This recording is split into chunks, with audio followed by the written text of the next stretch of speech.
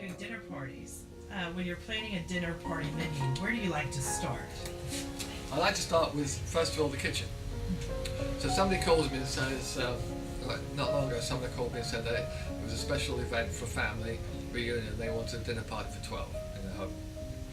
So the first thing I do is say, right, when can I come and see you? Because before I put any pen to paper, I want to see the kitchen, and then I'll build the menu around that kitchen. Because I've been to houses in Europe where they've had really old stoves that are fired by coal.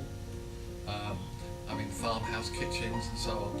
And I've made the mistake of not going and just arriving to be told that, you know, if you use a pan there, then this one over here is not going to work.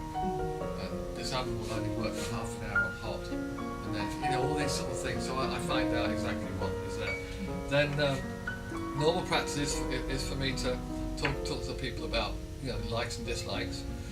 And once I've got the dislikes, which is the main thing, then they just leave it to me, and I will write 2 or 3 menus that I think are balanced and seasonal vegetables, because I make everything, so you know, I don't go and buy desserts or everything is made.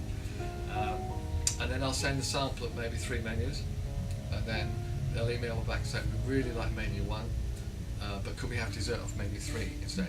And then once that's done, people just forget about the whole event, because if they want to have a young lady that works with me, and she'll help lay the table, she serves the food, and then she helps to clean up.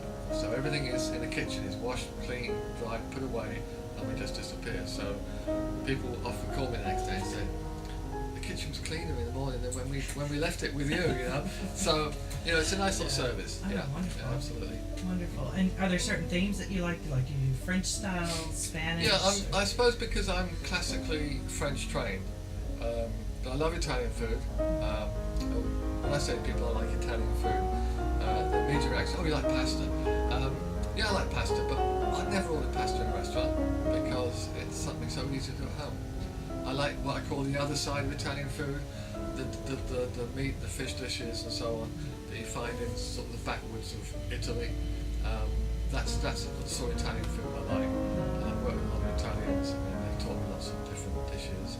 But usually in the menus that I do, I did a party for, it was 21 people on one evening, and it was in LaGrange, and afterwards they called me out to introduce myself, you know, I just said, you know, obviously I'm not from this part of the woods, and they said, we can tell them the food.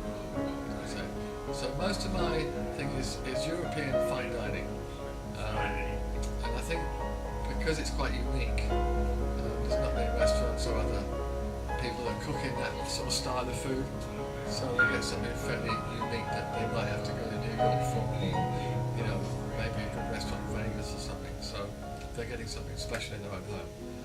And often the business will call me and say, you know, I've got some guests coming in from overseas, we're going to talk some real heavy business, and I don't really want to be in a restaurant where people can hear, even the waiter can hear what's happening, so they'd rather have it at their home, but they want to impress the guests, so I'll go and cook the meal, and then they know my ears are shut anyway, so so yeah, there's lots of different aspects to things like that.